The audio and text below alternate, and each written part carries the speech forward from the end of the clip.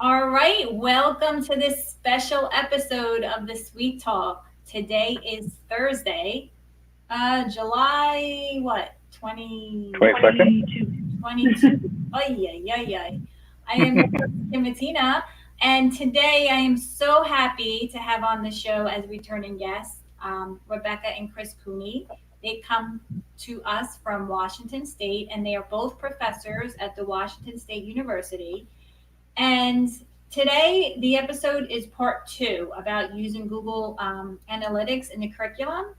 So, if you didn't tune into the first episode, it was episode 169. And you can find that episode on my website at www.thesweettalk.com and just click on the episode page. But Chris and Rebecca, thanks for being back on today. I know we had to switch things up a little bit, but I appreciate your flexibility. Welcome to the show. Hello. Yeah, thanks for having us. Good to be back. It's good to have you back on. So why don't just tell us a little bit about what you do at the university, and then we'll dive right into it. So I am Rebecca Cooney, and I'm a scholarly associate professor of strategic communication at the Edward R. Murrow College of Communication. That's my primary role. And I'm Chris Cooney, and I teach in the Carson College of Business in the Department of Management, Information Systems, and Entrepreneurship. And the class that we're using as the example today, or actually we're going to use Rebecca's class. The class that we use analytics in is entrepreneurial marketing. yeah, in the class we use it in is it's called digital content promotion, but really it's just digital marketing and campaigns. And the reason why I wanted you to come back on was because I was so amazed in how you're taking your classes and you're putting the new twist on it and making it relevant for students to really analyze their social media reaches and organic reaches, and then being able to interpret that data and then really market like what they're trying to put out there. So I'm really excited to hear more about and learn more about the projects that you're going to showcase, because me in the middle school, it's something that I can kind of think of and then hopefully incorporate some of that information into my class. So I think it's very important, and I'm glad to have you back on to share. So why don't you guys take it away? And Okay. I'm going to be listening and asking questions. Yeah, just chime in. We've got a slide deck to show, so if you want to help us share screen. Okay. Yeah, just go to the bottom and then hit share. And then I'll add it once it pops into my dashboard. Okay. Well, still we try to get Sorry, there. so I gotta use adjusting our Okay. monitor a little bit.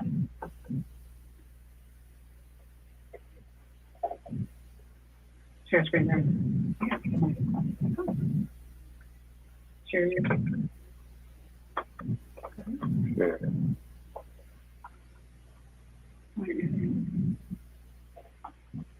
So in StreamYard, We are, just go down to the bottom and hit share. yeah, he's got it. We're just getting the screen figured out. Here we go. There we go. Okay, All right. there we go. All There we right. go. Perfect. Awesome. All right. So we put together a little deck that we thought would help with context on explaining a little bit more about how we integrate integrate analytics into the curriculum. Just a quick contextual slide on what Google Analytics is, and basically that it tracks website visitor activity while navigating through pages and site features, and that it basically allows organizations to understand how users are engaging and interacting with the site, and then also helps guide decisions for practitioners or those managing those sites on how to improve website value and functionality. So just a quick non-scientific definition there, Google Analytics, good. And this is also what we teach the students on what we are trying to primarily track and measure So we are on, there's two different things happening with Google Analytics right now. There's the UA, which is I think Universal Analytics, and then there's this G4, which is the new methodology. In our opinion, the UA works really well for what we teach the students when it's mostly about this audience acquisition, behavior, and conversions. And then the G4 is great for sites I think that are much more on the retail side, from what I can tell, more of the e-commerce type of sites. So we're sort of hanging out in the UA area still. And so these are the features that we teach students, and we really want them to understand who the audience is of the sites and social media channels and ads that they're creating and managing, how their users got to the site, what are the referral sources, how organic search versus paid search sort of meshes into that, what pages people are visiting, how long they're staying on those pages, where do they come into the site, where do they leave the site, are they on mobile devices, are they on desktop devices? So we're really just showing the students all these different ways that they can really see what's actually happening in their website and how users are engaging and interacting with the site, in addition to their social channels and paid advertising.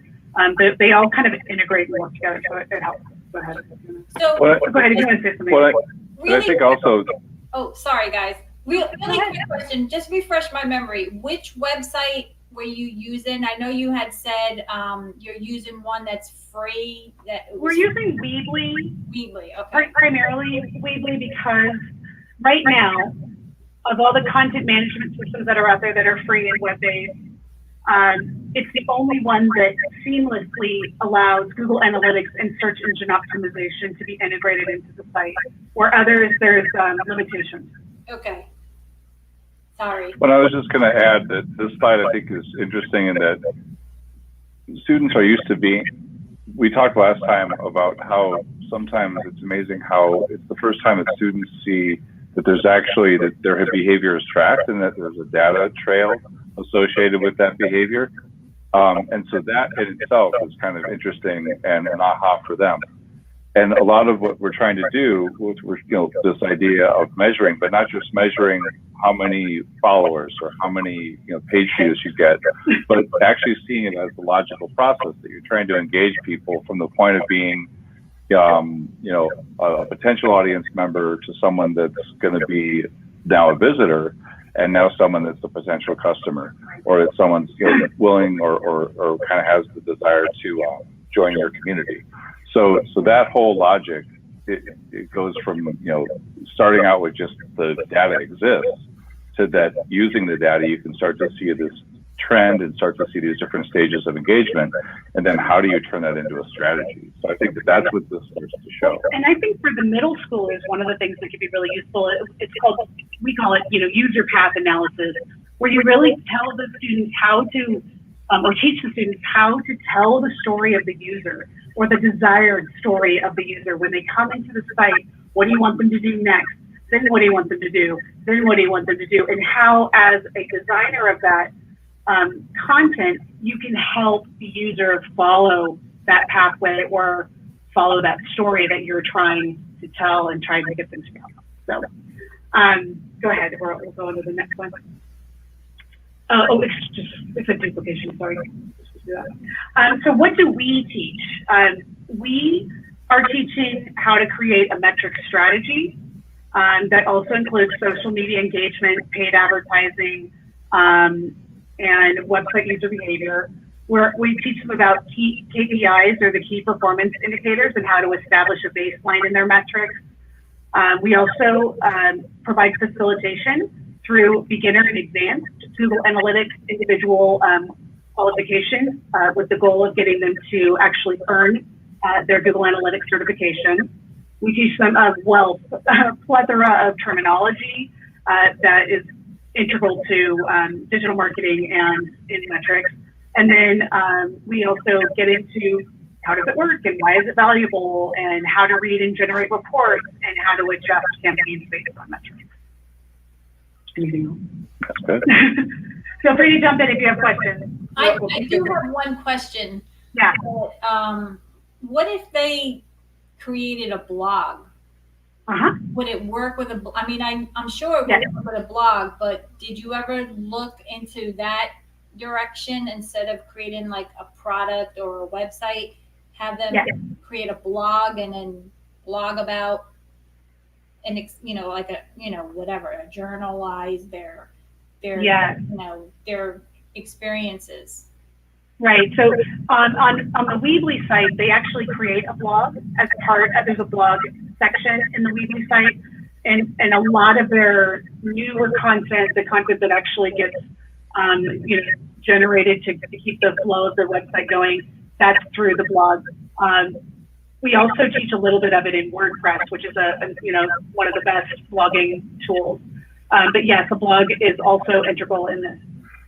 Well, and also that as far as having them do something that's more topic-based or interest-based versus product-based, Rebecca's class, my class, Entrepreneurial Marketing, they create a mobile application. That is a product, and that's intentional because they have to also develop the product itself over time. But with Rebecca's course, you've actually moved to more kind of cause-based or interest. So they take they adopt an initiative like mental health awareness, or combating illiteracy, or combating food insecurity, or whatever. They tend to pick some kind of social cause, and that's what they build all of their campaigns around, that social cause. So the example we're showing is mental health awareness around COVID, actually. Yeah. Okay. All right.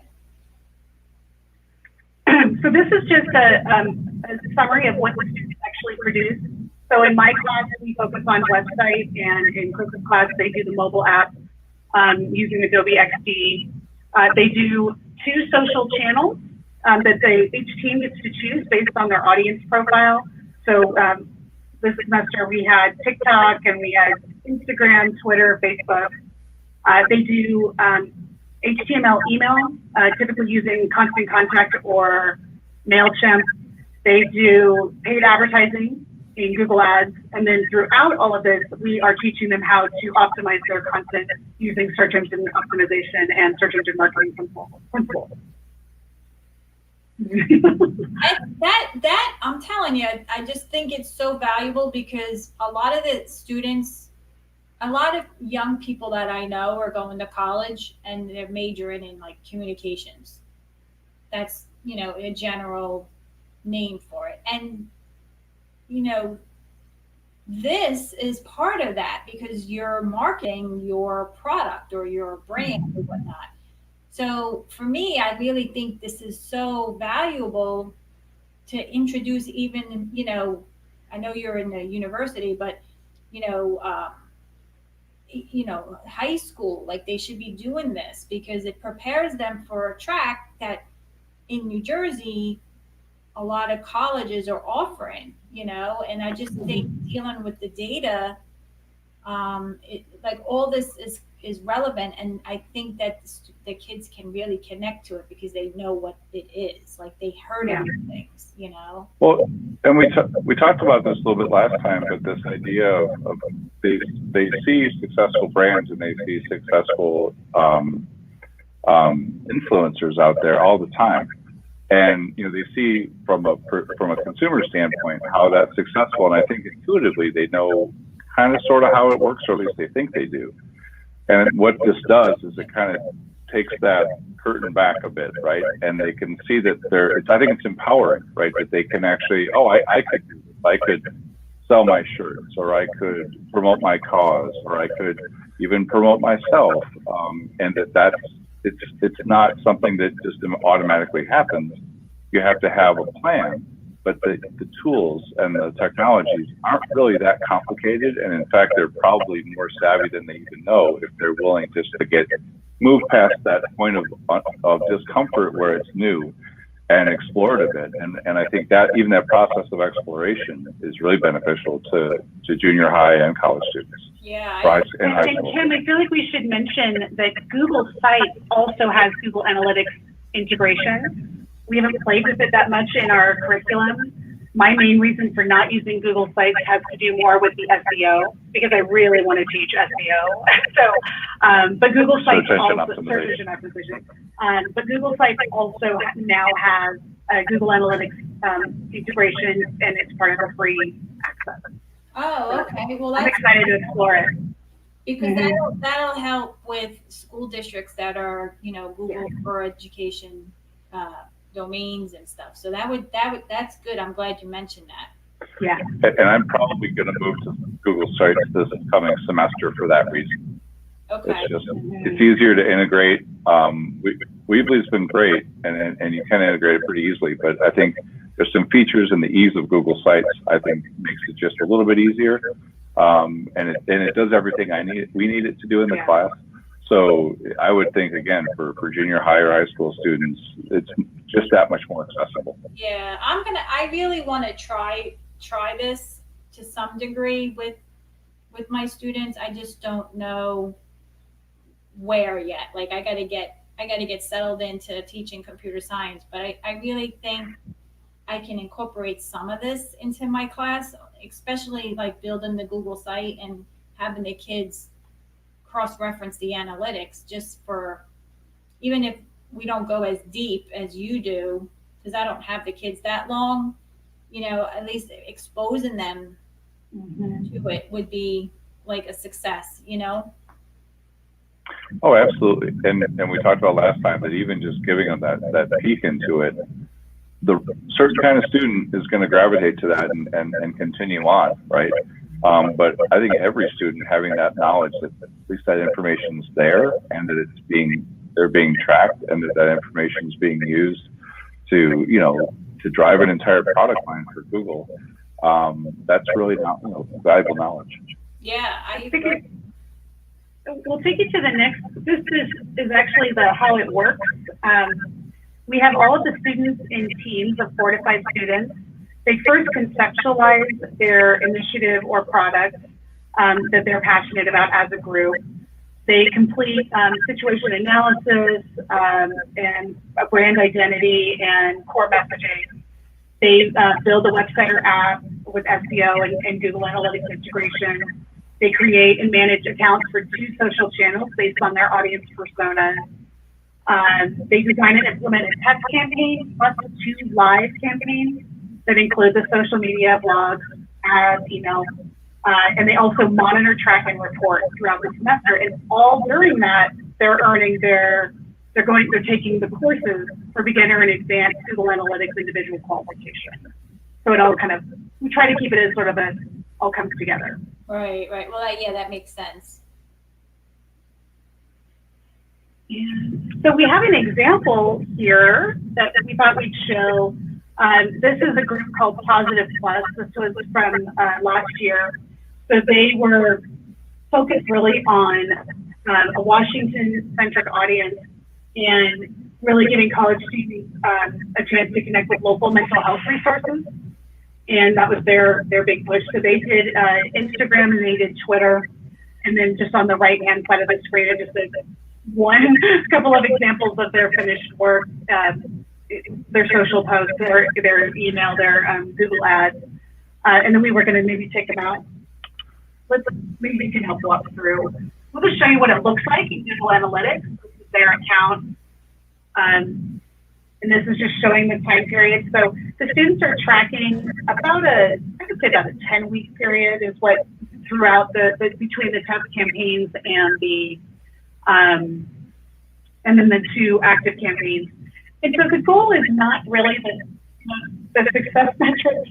I don't know how we describe it. It's not obviously like the bounce rate's really high and some other things, but what we're really trying to show them is how they can influence these results by the changes and actions that they make on their website and their social posts and their ads and their email. So we always kind of take them back to strategy and what's the story you're trying to tell and what's the desired user path that you want everybody to follow. So I don't know what you can add to that. Oh, when they see this for the first time, so we've gone through the process that we just described, and they create their social channels, and that's nothing new to them. And maybe for some of them, creating a website is new, but they all kind of wonder, what's the point of websites when you got mobile apps and everything. And so there's always that kind of, some of them are interested and some of them are not. But something happens when you get to this, and they go, wait a second, what? this is actually what happens, how people interact with your site. This is how many users they have.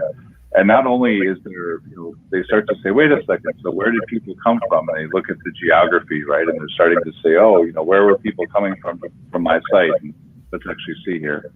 So they're getting people suddenly but also from India, right? And from Pakistan, and from Saudi Arabia, and Algeria, and Spain, right? So suddenly it's all, wait a second, people are coming from around the world to this little site that we built. And there's that moment when they realize that they're kind of playing in the real world. And the other thing that's interesting that happens is there's this kind of friendly competition that starts to happen, where we do the report outs and the team will say, yeah, we had 10 visitors. Another team will say we had 1,500, and the team's like, wait, what are they doing? And they can all see each other's reports, and so they'll start to kind of look at what are the other teams doing and how are they doing this, and they'll actually have an interest in each other's projects, which I think is again, that friendly competition, not letting that get out of hand. And their grades are not in any way dependent on their performance, but their grades are dependent on their ability to make sense of their performance. And so I think that's the evidence of that, is that they not only are starting to make sense of each other's or their own performance, but each other's performance. Yeah, and can you go back to that first screen? Yep. Oh, there we go. So in the middle, Yep. Like underneath the graph, what are the categories? Because I can't read it. I just see numbers. Oh, sure. And I can actually Go up a little. Does that work? Yeah, that's better. Yeah. So Here. it's users, new users. Yep. So do you want to walk through that? Oh, so you've got, so no surprise. So you see users and new users, and a site that's going to be more kind of mature or kind of been around for a while, you're going to see that number of new users usually less than the number of users. But because this is a brand new site, every user is a new user. They've never been there before. Okay. The number of sessions is, so it will track if a certain user has multiple sessions, so they go there multiple times. Yep. And then, so you see here that the number of sessions per user, so the average user is coming 1.7 times or 1.37 during this time. Number of page views, this is total, is about 600. But then this is where pages, what does that say? the page views? Page views, okay. Yeah, page views, so 600. Oh, page views, okay. And again, and we're looking at September 1st, which is when the campaign, I think, actually starts about October. Yeah. And then ends in December. So this is the entire semester. Okay. And they can change that scale. So if we were doing a report on a certain week, we could just change that so you're focused on what happened You that could look week. at it by the day. Yeah, exactly. So then this is where things get interesting, and where we start to kind of start the conversation about it's more than just getting people to come to your site. What are they actually doing, and how much are they engaging? So you see pages per session, 1.92, that says that your average visitor is visiting 2 pages. So then we can have the conversation and say, well, is that good? Well, it depends. If there's only, you want them to go to your home page and your product page, and that's it, and those are the only two, that's as much as they typically are going to go to, that's fine. But if I'm a shopping site that I've got a bunch of different products, you'd want a lot more pages, so that's showing shopping behavior. Right. And so we start to have that conversation. And then average session duration, so that's how long are they spending on the site. So 2 minutes is actually pretty darn good. Yeah. That's good for the, sometimes it's 45 seconds, Or less. Or less. Yeah. And so, but we have it because they'll say, oh, we have this beautiful site, look at this great content. But this is where, is that true? Because that's their opinion.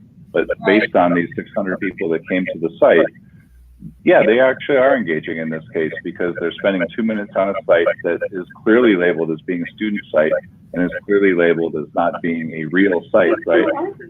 Well, it's real. That's a real issue. That's true. It's a real initiative. But it's still a student site. So in other words, but the fact that they're spending 2 minutes is actually pretty good, and I think the university would also be happy with the 2-minute session duration. Yeah. And bounce rate, I mean, so that's a little high, but actually not too terrible. We like that below 50%. And what bounce rate is they're coming to the site and they're only going to one page, and they're staying at that page. I think it's less than 30 seconds Right, or and then they something. leave right away. Okay. So that's what that's and then the remainder is just these are the languages that are shown, and then we can go into more detail if you want us to on demographics, the system that's being used, and then a mobile system. You can also show like the top pages.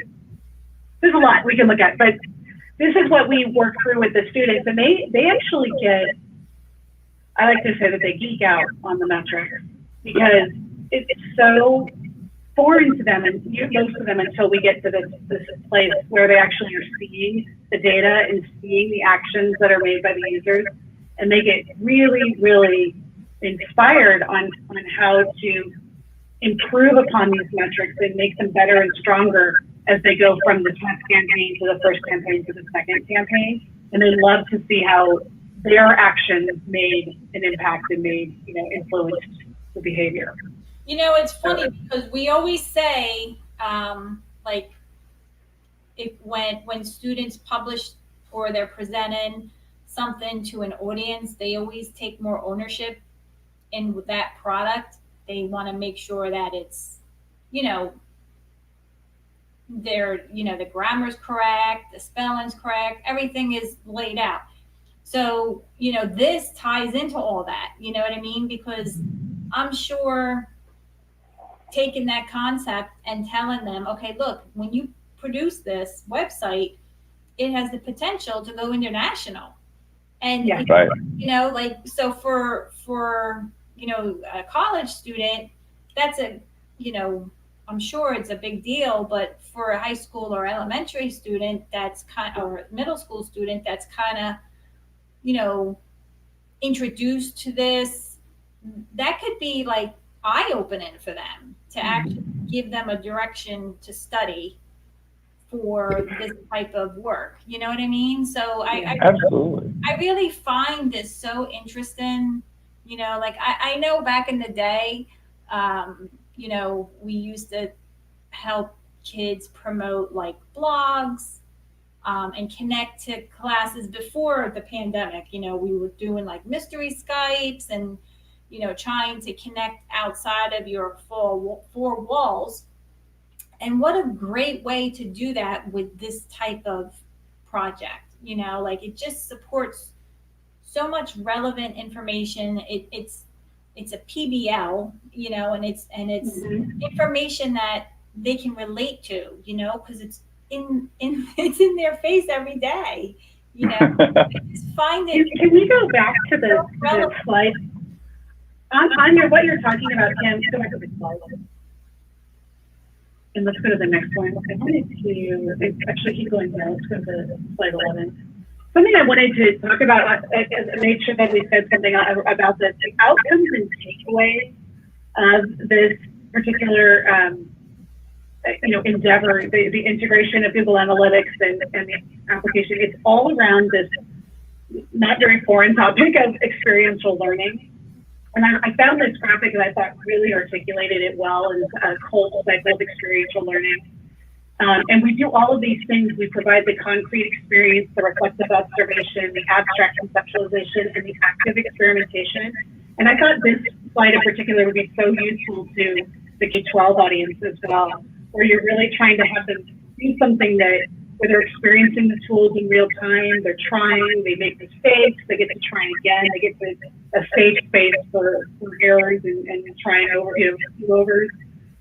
They get to kind of blow up all of their assumptions around how websites are made and how they're tracked and how users are actually engaging in sites, and what's real, what's misinformation, what's real is helping them understand their responsibility, their citizen responsibilities as well. And then they also have this great opportunity to do reflections, express challenges, and correct those mistakes, learn by doing. So I loved this. When I found this graphic, I was like, this is it. This is how, this is why we do what we're doing. And I think it's one of the best things that we teach, honestly. I like, you know how I feel about this. I really, Yeah.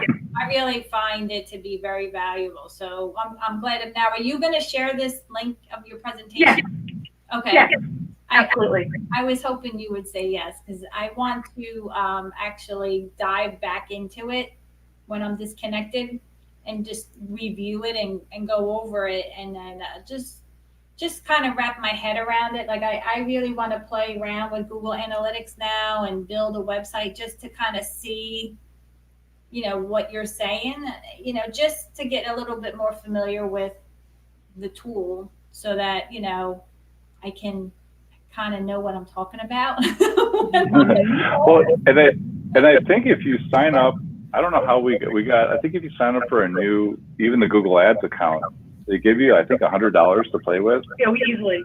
And I don't know if that's because we have an EDU account or not, but that even to add that to the mix of things that you try out, because that's eye-opening. That for a relatively small amount of money, the amount of reach that you can get, the amount of engagement, it'd be worth playing with that as well. Yeah, I gotta be careful with that because I'm like K-8, so it might right. Be under, privacy and COPPA and all that. But I mean, I can certainly look at the Google Analytics part of it and try to make some sense of it. Because Absolutely. it's very relevant, even for, like you said, like YouTubers, they have, I'm sure they have a platform that they're using. I don't know, maybe they have a website or, Probably. they probably do. And I'm sure that, this can be helpful for them to track their audience and engagement and followers as well, So, it's all relevant. It's just, this is the trend that the students are in, I guess, and to a certain degree, because when I talk to people and they tell me they're majoring in communication, right, in college, and I'm like, oh, that's good. Yeah, well, I don't know what that means. Like, it's a dead end. It's a dead end. I'm like, what do you mean it's a dead end? What are you talking about? It's all about marketing. So I don't. It's just, I don't know if, like, the people that I've talked to, I don't know if they really get that, or they just kind of went into the track thinking that and had a whole different perspective of it. I don't know. Yeah, and I have actually a distinct memory. I can think of the student. I know because she's my student for like 2 other classes after that. And she was going into her senior year. She was beginning her senior year, and she was in communication. And she said, "I'm not really sure what that means." And I said, I hope that this class gives you a better idea. And it did. It made it concrete. It made it real, and that she had to talk about it, as a part of the class. I think started to make that real. And depending on how the curriculum is structured, it could be kind of a high level approach until maybe a 300 level class to a junior level or a senior level class even. And it's maybe not until they have that moment that they have to do something with what they're learning about, how to persuade people, how to communicate, how to structure messaging. That can be maybe too long, right? And so this idea of having that happen in junior high or in high school, to see that, that there's a lot of things at play here. There's a strategy, there's theories, there's best practices, there's years of communication that's happened that everything's built on. But at the end of the day, this is some of the most dynamic use of technology, in my opinion, that there is out there, and that it's very accessible and often free. That's the amazing part. And it's really about them willing to move beyond that classroom experience often, or at least really fully lean into it to really gain the benefit. But if they want to learn this stuff, there's so much information out there available for free. It's just getting that moment where it sparks that interest. And I think it is about making it concrete. It starts with making it real. So let me ask you this. I'm going to ask your opinion. So if I take this, if I have the kids create something, right? So I'm gonna put you back in full screen real quick. Okay. Yeah, go ahead. So if I have the kids, like I'm teaching computer science now, right? So I'm focusing on physical computing. So the kids are going to learn coding, and they're going to use either um, a microbit or a hummingbird kit, and they're going to build something, and they're going to download that code to the microcontroller, and they're going to make something move and whatnot. So, and I was thinking to have the kids build a website, right? And showcase their product. So like if I tell them, right. So like if I tell them, okay, you're going to build a new system, either a brand new system or, take something and improve it. And you're going to build it and you're going to make it do something with a purpose. I was thinking about having them put it on a website and publish it, and then kind of like go through the process of, like a journal, like a blog, kind of like. That's awesome. Yeah. And then maybe and then add analytics to that. That's what I'm thinking. So if I take the analytics piece and put that onto the Google site, yep. Now Perfect. they can actually see the data. Yep. So that's a great way to bring it full circle. Okay, so that makes sense to you, yes. That if I do that. Absolutely. Yeah, that's not that much different than what we do in the class. Really, one of the things of the blog in my class is they blog about the process. Every week they've got something that they have to talk about. This went well, this didn't go well, this is how the team collaboration is going. Muddiest point. We do a lot of muddiest points. Yeah, where what's not working? What's not making sense? Where are you struggling? And this can be on all categories, including not gelling as a team. We go all cylinders on it. But yeah, the muddiest point is something I adopted during virtual teaching. And then the thing I might add, again, I'm not sure where the boundaries are here as far as student privacy, but if you encourage them, if you encourage them to share it with their parents, share it with their friends, that will give them more analytics. Because the one thing that sometimes happens is that even though, with my students, especially early on, is it's not working, and they'll get, 5 visitors a week, and they don't get excited about the analytics. So just to also have that sharing as a part of it, and they know how to do that, right? They definitely know how to do that. And so as long as that's a part of it, I think that could really help the analytics be something that once they start to see that volume, and it's not going to be huge, it's going to be dozens of people, probably not hundreds. I know that the middle school ages for social media and things, but even if you send, to the parents, here are all the links for what your kids are working on, please go check these out, look at the Google site, maybe even have a place for them to have comments or questions. Then at least that they're getting some engagement that is not just their team. And even having, we also do a lot of peer review that's super helpful. So where we have teams partner with each other and they have to look at each other's stuff using a rubric. And they're analyzing specific things. So it's not really necessarily highly critical as much as it's like they're checking if things are working and functioning properly. And they do just a standard feedback of what do you like, what questions do you have, and where do you see opportunities for improvement. And my students love peer review. Yeah. They care more about what their peers think than they care what I think. Well, yeah. Isn't that funny? Yeah. So having the teams partner up, I think that worked really well those last few semesters. All right. Well, I'm definitely gonna try this. Like I have to get my feet wet first, so it's probably gonna be not right away. Like I gotta use the gadgets and everything for a little bit before the works and stuff. And the first marking period, probably they're not going to do this, but as the school year goes on, maybe like the second marking period, I can try to include this component in there, because I just find it to be so relevant, you know, and I would hate to not even have this included in my class, you know, because I just find it to be really, it's I'm interested in it, and I think that these kids need to be exposed to the data and to be exposed and know how to read it and interpret it. So I'm going to be reaching out to you guys. Right. Because Of Google course. Analytics is, I'm not really, you know, I don't use it. You know, I use WordPress, so I see the analytics in there in that dashboard. So, you know, I'm not really too. I'll send you a link to the Google Academy, and you can take a look and go through just even the basic first, second unit of the beginner's course. It'll give you a wealth of knowledge. Okay, that'd be It's very well done.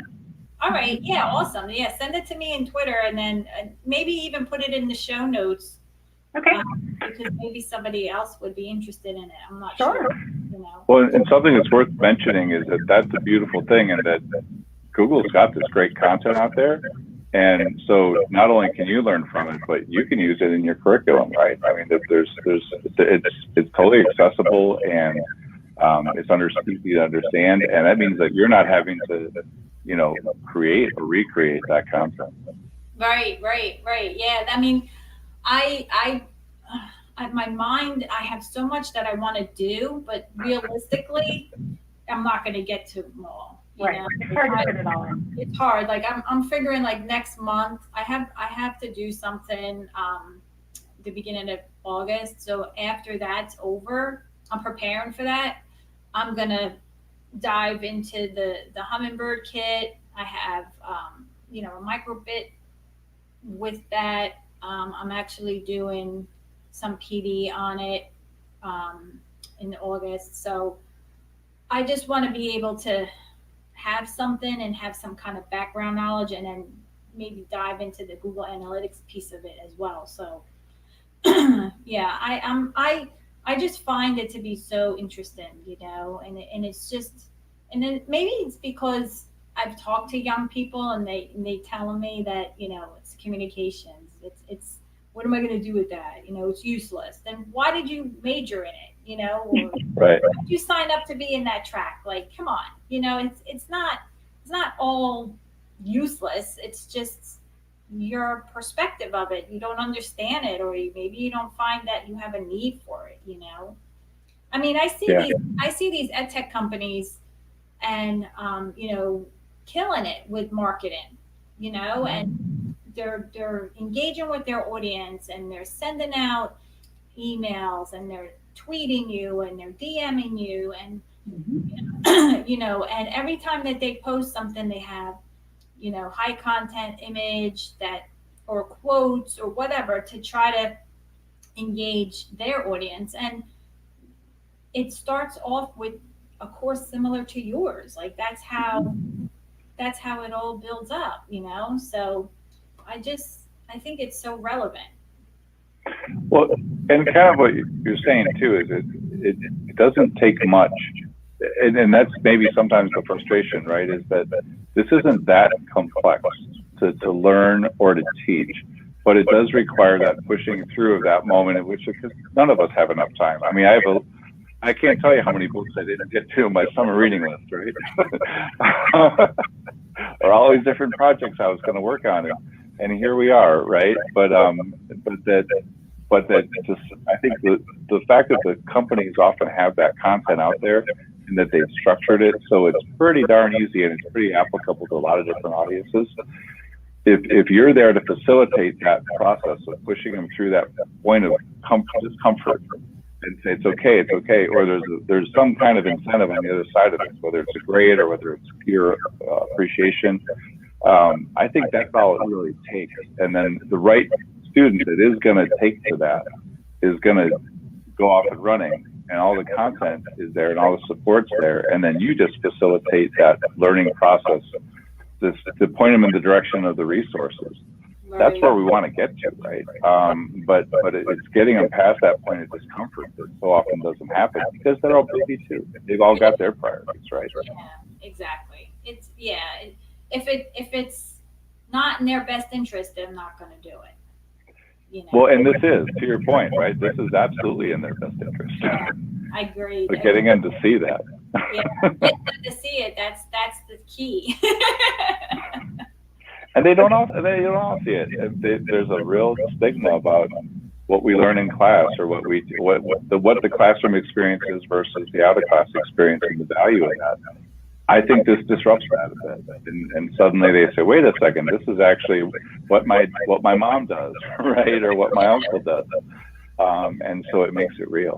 Yeah, because sometimes there is a disconnect or a gap between even high school and college, and then like college and the workforce. There's some type of gap. So I just find that this class that you're teaching, your 2 classes that you guys are teaching, it kind of fills that in, so that's why I just find it so interesting, because you guys really took that old-fashioned class, back in the day. I don't remember what it was called. I mean, it could have been called, it could have been called marketing or whatnot, but it was even older than that, and you just put a modern twist on it, so Right. that's why I just find it to be, and like I said, talking to these students and these young people that are just in this track, or they just graduated and they don't know what to do with it. It's just kind of like, it just blows my mind, and some colleges, they're still using old tech. Yeah. They teach more theory than practice. Yeah, and it's like, what are you doing? Like, we're paying for all this, and you're not teaching them. You learn some of it on the job, but stuff, it's nice to have the foundation. Well, you learn some of it on the job, but from what I hear from students, is they're thrown into the deep end, like in jobs. It's the same thing, but they're given a week to do it instead of 15 weeks in a full semester. Right. And but forget about training. I mean, because companies often can't keep up with this technology, right? Unless it's Google, unless it's Adobe, right? But I think that also employers struggle with this, and so they're just saying, "Oh, you're in communication, you must know how to do this stuff," right? And so if they're not going to take that leap in the class, they're going to have to take that leap in their career, in their job. And if they can't make it, then they're really at a disadvantage. And like you were saying before, if the students through a degree program and they miss that opportunity to take that leap, that's the real tragedy, right? Because there's no safer place to do this than in the classroom. I mean, my students are given a $50 budget for the semester, or they got a total of $100 in their. So that if they lose $100, no big deal. But if they start a job and they lose $100,000, they've got a problem. Yeah, or they get fired or whatever. That's right. Definitely. I totally agree. Well, you know what? We're gonna have to revisit this after I get some kind of sample from my class. I'll interview you. Yeah, there you go. Yeah, we'll turn it around. I'll have to send it to you so that you can share it and give me some data on it. Let's do that. We could flip it. We could have you as our guest on your job. You can definitely send me some students websites, and I'll have my kids go through it and just kind of surf the web, surf their site, and then we can do the same. We're gonna be in touch. Okay. Good. Wonderful. Well, this was awesome. I'm so thankful that you guys took the time to come back on, and actually were flexible with me changing the time. So I appreciate it. It's always a pleasure speaking to you guys, and connecting and learning from you. I have a whole page of notes that I took again. And I'll send you stuff. We'll get it in your show notes. Yeah, send me the link. I'll put it in the show notes, and then definitely keep in touch. Great. The time difference might be a little off, but you can always email and I'll get back to you, or Twitter, whatever. But yeah, definitely keep in touch. I really enjoy your this conversation. We're going to keep it going. Absolutely. All right. Well, that concludes our show for today. I hope you guys enjoyed it. Thank you for tuning in, and I'll see you next time. Have a great day. Bye. Thank you. You too. Bye-bye.